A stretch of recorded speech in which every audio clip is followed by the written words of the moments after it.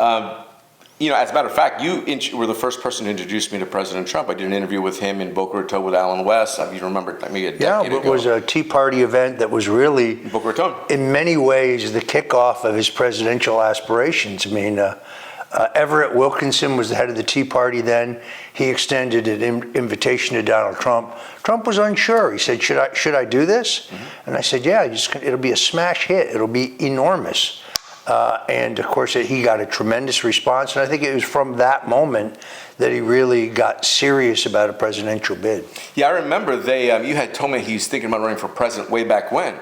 And of course, we thought it didn't happen. Even a few years later, you told me the same thing, didn't happen. Then 2016 rolled around and it happened. He ran for president, he became president.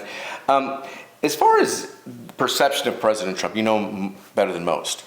He's considered one of those grumpy old men. I mean, he's got to be funny. I mean, you know him better than, like I said, most. How is this? Does he have a sense of humor?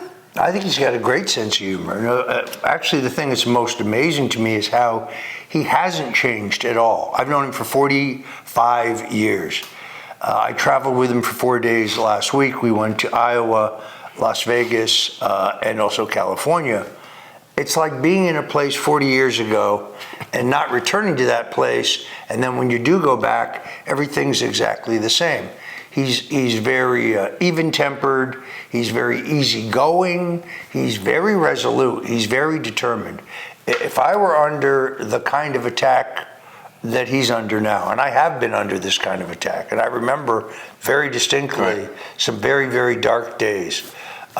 He's a happy warrior. I mean, he's at his best under crisis. His mood is extraordinarily good considering what they're trying to dump on him.